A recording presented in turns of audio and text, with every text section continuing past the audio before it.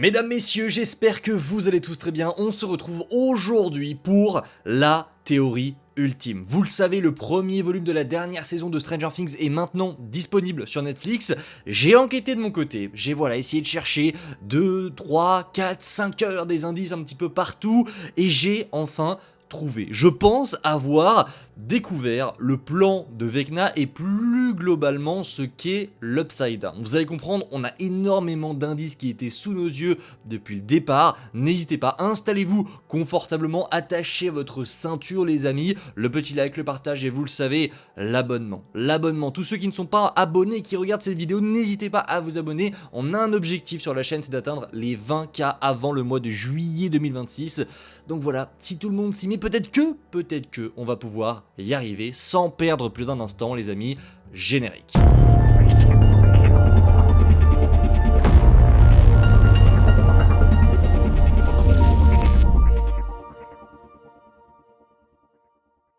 Voici donc ce que j'ai pu écrire, j'y ai vraiment passé 3 heures, vous me direz en commentaire ce que vous en pensez, accrochez-vous parce que les amis, je pense que la théorie va vous retourner, ça me semble tout à fait logique, je l'ai écrit en dessous, alors voilà, voici ma théorie ultime sur Stranger Things saison 5, on va parler du plan de Vecna et de son rôle dans la fin de cette grande aventure, et j'ai écrit en dessous, ça me semble, je vous l'ai dit, être totalement logique, évidemment, alerte spoiler, pour ceux qui n'ont pas vu le premier volume de la saison 5, je vous invite à ne pas regarder cette vidéo, ça me semble logique, allez voir ailleurs, allez regarder le premier volume et après revenez, ça va tout simplement vous gâcher certaines surprises. Voilà, vous êtes prévenus, tout le monde est conscient de ce que vous allez voir. Alors on peut commencer avec le premier chapitre, on va directement cliquer dessus, vous le voyez, les enfants. Oui, il faut qu'on parle des enfants parce que c'est tout simplement la base du plan de Vecna. Depuis le début de saison, j'ai écrit, Vecna a enlevé 12 enfants, il nous a expliqué pourquoi il ciblait des enfants dans l'épisode 4, mais on sait pas encore dans quel but. Voilà, Vecna il enlève 12 enfants, mais pourquoi faire? Pourquoi est-ce que tu les enlèves? Ce qu'on sait par contre, c'est qu'il a dit à Will, sais-tu pourquoi je les ai choisis pour refaire le monde? Je l'ai écrit en majuscule parce que c'est important. Parce qu'ils sont faibles. Faibles de corps et d'esprit. Faciles à briser, faciles à remanier, à contrôler, les vaisseaux parfaits. Et donc, je l'ai écrit juste en dessous, je suis persuadé que ces enfants-là servent de base à Vecna, de pilier pour alimenter quelque chose de plus grand. Il a choisi 12 enfants parce qu'ils sont faibles, parce qu'un enfant c'est faible et vous allez voir ça a toute son importance pour la suite. Mais je pense qu'il les a choisis pour faire quelque chose. Et on va découvrir ça juste après. Il y a un deuxième point assez mystérieux dans toute cette histoire, c'est le mur de l'Upside Down. C'est un phénomène qui est arrivé dans cette saison 5, ça n'existait pas avant, et on a quelques infos. Sur ce mur, il est circulaire, il entoure Hawkins dans le monde à l'envers, et il a un épicentre, c'est le labo d'Hawkins. C'est un cercle parfait, pile autour d'Hawkins, comme si je sais pas, quelque chose était en train de s'élever, en train de se construire. Voilà, on garde ces éléments, les enfants, le mur, à droite, à gauche, et au fur et à mesure, vous allez comprendre. J'ai un troisième point qui est très important, c'est le trou de verre. Oui, je pense que Stranger Things, au global, repose sur un énorme trou de verre. En gros, voici ce que j'ai imaginé. Imaginons qu'Hawkins est le point A et que la dimension X est le point B. Pour ceux qui savent pas ce que c'est la dimension X, c'est la dimension dans laquelle atterrit Henry Krill après que Eleven l'ait envoyé valser dans la 4ème saison. Enfin, c'était plutôt avant la saison 1, mais en gros, voilà, c'est cette dimension où Henry est parti, il est tombé sur des monstres, il est tombé sur le flagelleur mental, et à ce moment-là, il n'est pas dans l'Upside Down. C'est important de bien différencier les deux, c'est deux dimensions complètement différentes. On a la dimension X et on a le monde à l'envers. C'est deux choses différentes. Maintenant, comme je l'ai mis avec mon schéma juste en dessous, je pense que si on prend comme point A Hawkins et comme point B la dimension X, le jour où Eleven a touché le démon Gorgon dans la dimension X dans la première saison, je pense qu'elle a sans faire exprès, involontairement ouvert un trou de verre entre ces deux dimensions. Voilà ce que je pense.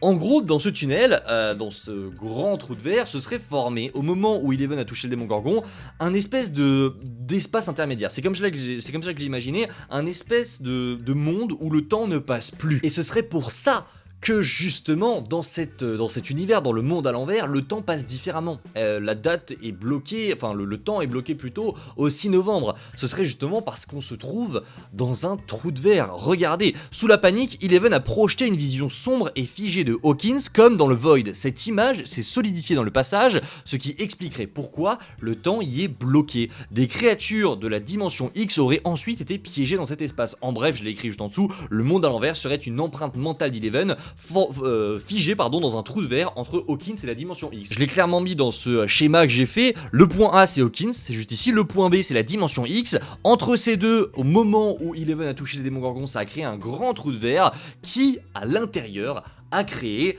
un espace où le temps ne passe plus.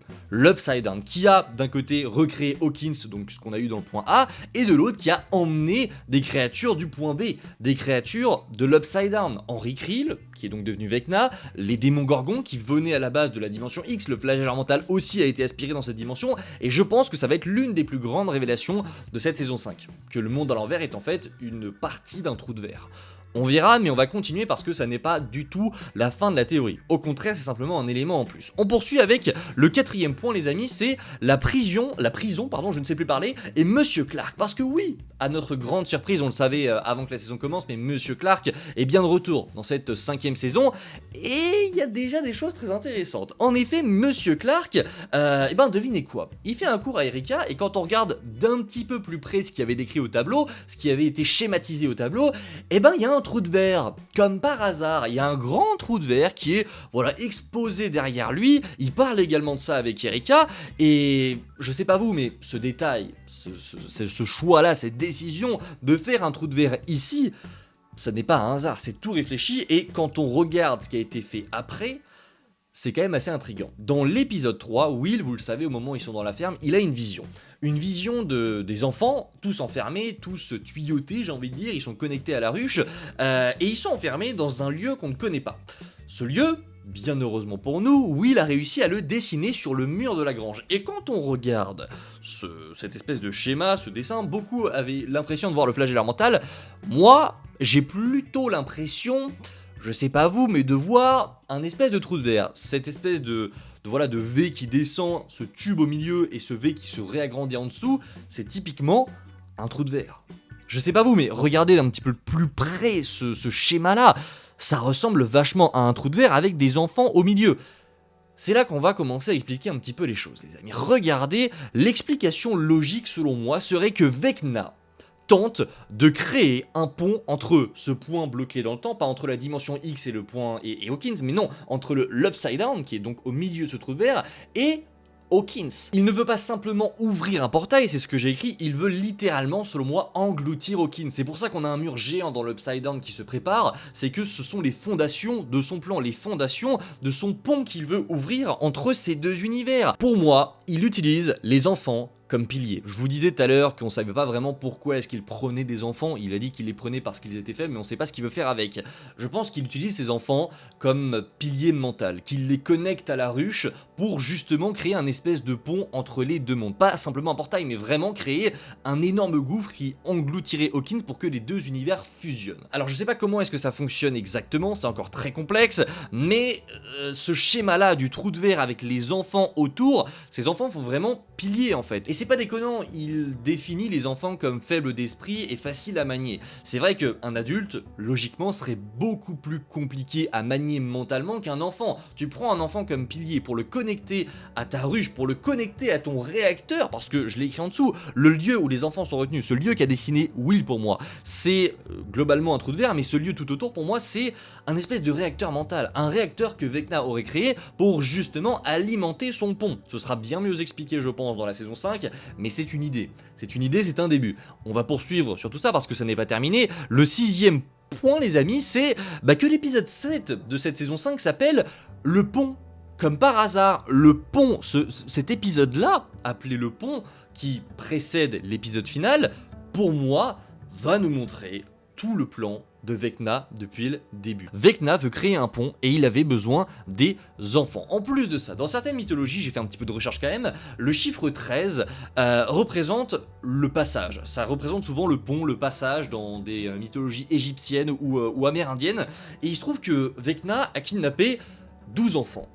Si on rajoute un enfant en plus, ça donnerait 13. Il se trouve que Vecna a pris 12 enfants, mais si on réfléchit bien à tout ça, il y a un enfant en plus. Il y a un enfant, il y a des années, qui a été, de la même manière que ces 12 autres enfants, connecté à la ruche. Will Byers. Et oui, parce que, en effet, pour moi, Will est l'enfant numéro 1. l'enfant numéro 1 dans le plan de Vecna. J'ai écrit ça, c'est le premier cobaye. La grande révélation de cette saison, ce serait que, depuis le début, Vecna cherche à ouvrir un énorme pont entre ces deux univers pour détruire Hawkins. Mais le plus intéressant, ce serait de dire que justement, Will depuis le début était le premier cobaye, qu'il a été enlevé justement pour ça, pour servir de cobaye, parce que Vecna avait besoin de 13 enfants pour alimenter son réacteur, et que Will était donc le premier. Il a été choisi parce que il est différent, il a des faiblesses, etc., plus peut-être que certains autres enfants, il a été choisi, et il est du coup l'un des 13 piliers, autant que du coup les 12 autres enfants. Alors, je vais aussi revenir sur un point, c'est que Will n'a pas de pouvoir. On l'a vu, ça a été officiellement déclaré, Will n'a pas vraiment de pouvoir comme Eleven a des pouvoirs. En gros, ce qui est supposé, ce qui a été officialisé par Ross Duffer, c'est que Will tire ses pouvoirs de Vecna. C'est ce que littéralement Mike a dit juste avant qu'on ait ce grand climax dans l'épisode 4. Il lui dit en fait, si t'es connecté à Vecna, tu peux aussi sans doute avoir des pouvoirs. Will n'a pas de don psychique, il n'est pas né avec quelque chose d'en plus, c'est juste qu'il est simplement connecté à Vecna. Donc il utilise ses pouvoirs, c'est ce qui est dit, c'est ce qui a été déclaré chez Variety par Ross Duffer.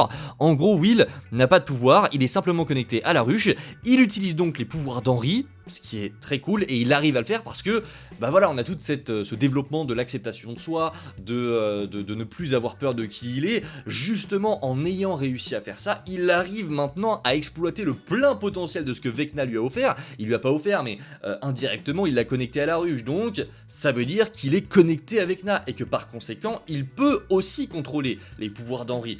Il a en quelque sorte développé son vrai potentiel. Mais je vous dis qu'il a pas de pouvoir parce que, logiquement, en fait, les 12 autres enfants qui sont maintenant connectés à la ruche, ils pourraient aussi utiliser ses pouvoirs. Par exemple, Holly, elle pourrait faire la même chose que Will, si jamais elle a tout ce développement et qu'elle arrive à s'accepter telle qu'elle est, etc. Voilà, Will n'a pas vraiment de pouvoir, mais il est l'un des 13 enfants choisis et il est désormais connecté à Vecna, ce qui change absolument tout. Maintenant les amis, je vais vous laisser avec un petit extrait. Un extrait qui... Alors, je vais vous demander de bien repenser à la théorie, bien repenser à tout ce que je vous ai dit, et vous allez écouter cet extrait attentivement. Vous me direz ce que vous en pensez en commentaire. Long last, we can begin. You and I, we are going to do such beautiful things together. Et maintenant, est-ce que vous êtes convaincu? Moi, je suis persuadé d'avoir trouvé quelque chose. Alors, est-ce que c'est vraiment ça? J'en sais rien. Honnêtement, on peut complètement se tromper. Mais ça fait quand même beaucoup d'éléments.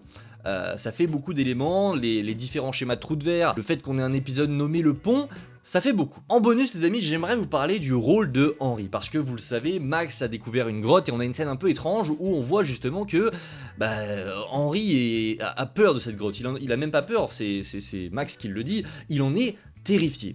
Henry Creel est terrifié par une grotte. Alors là, qu'est-ce qui se passe? Qu'est-ce que ça veut dire?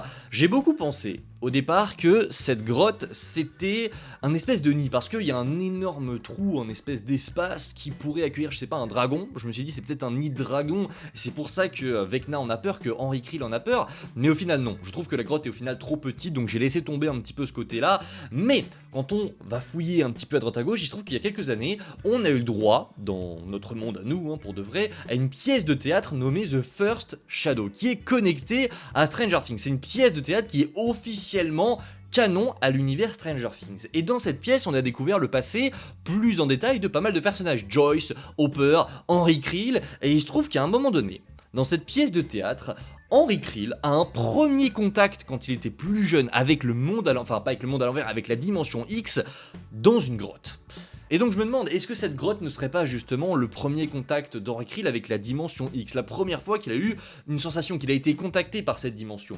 Je me demande fortement. Et au-delà de tout ça, ça signifie quelque chose, forcément. S'il en a peur, pour moi, je l'ai écrit en dessous, est-ce que ça voudrait pas dire que Vecna est finalement un agent du flagelleur mental? La question revient souvent, qui dirige qui? Est-ce que Vecna contrôle le flagelleur mental? Est-ce que le flagelleur mental contrôle Vecna? On n'a pas vraiment d'indication là-dessus, c'est encore très flou et c'est volontaire. Il te laisse volontairement dans le flou, histoire que tu te dises dans ta tête, mais qui contrôle qui en fait? Qui dirige qui? Maintenant, je pense que si jamais tout cela se confirme, si vraiment il a peur de la grotte parce que ça lui rappelle le premier lieu où il a été en contact avec la dimension X, est-ce que ça confirmerait pas le fait que le flagelleur mental a un contrôle total sur Vecna? Est-ce qu'il n'a pas quelque chose sur Vecna? Est-ce qu'il n'est pas justement le boss final? Je me pose des questions là-dessus. J'ai pas encore d'indication claire là-dessus, mais je me pose des questions. Le fait qu'il en ait peur, qu'on te le montre, qu'il en soit terrifié et que ça ait un lien avec son passé envers la dimension X, pourquoi montrer ton antagoniste final avoir peur de cette dimension alors qu'il en est le maître? Très étrange, très étrange. Pour moi, ça veut presque dire que le flagelleur mental est derrière tout ça. Et que il est, par conséquent, probablement le grand chef de tout ça. Bref les amis, n'hésitez pas en commentaire à me dire ce que vous pensez de cette théorie, elle est un peu folle, mais voilà, un petit peu de folie ça fait du bien, j'ai essayé d'être le plus logique possible dans toute cette folie, vous me direz en commentaire ce que vous en pensez, et je vous dis à la prochaine pour de nouvelles vidéos, d'ici là prenez soin de vous, c'est toujours le plus important, ciao tout le monde.